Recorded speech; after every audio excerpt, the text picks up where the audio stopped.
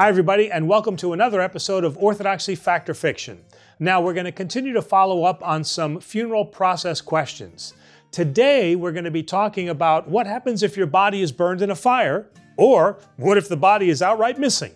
So let's take the question of fire first. Now I know that you watched the cremation video, and in that we said that cremation is not allowed. Now wait a minute, if you die in a fire, isn't that burning? Again, we consider those things act of God. Now, if you die in a crash, I know that you were involved in the crash, but the Orthodox Church doesn't see it that way. They still see it as an act of God. Now, in this case, is the body missing?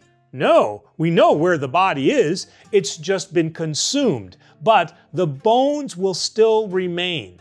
So, in order to have an Orthodox funeral, and this will apply for the missing person, we have to have a physical presence. There has to be physicality to have an Orthodox funeral service. We have it. We have the bones. Now, in this case, this would be an exception where we would have a closed casket. Remember, the Orthodox Church has the practice of looking upon death, meaning that we have an open casket. But in cases of contagious diseases, or of horrific accidents, such as a fire, we allow then, out of compassion, the closed casket. But we still have a body. Now, I know what some of you are thinking.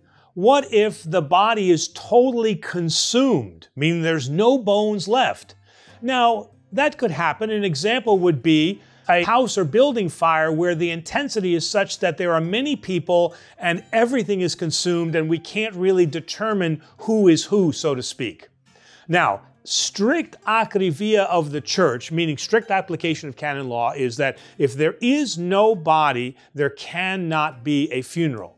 But the bishop can always intervene out of economia, meaning the economy or the compassion, and grant a funeral service.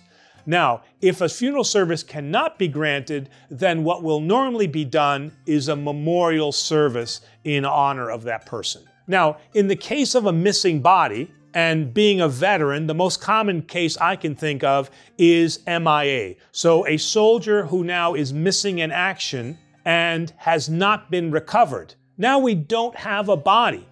In this case, we have no choice but to have a memorial service. Now that memorial service can be done with goliva and all of the other things that are according to a standard a mimosinal or a memorial service.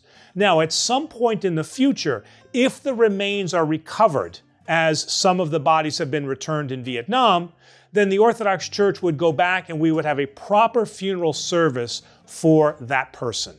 Well, thanks everybody for tuning in to this episode of Orthodoxy Fact or Fiction. Remember to like and subscribe, and look forward to our next video.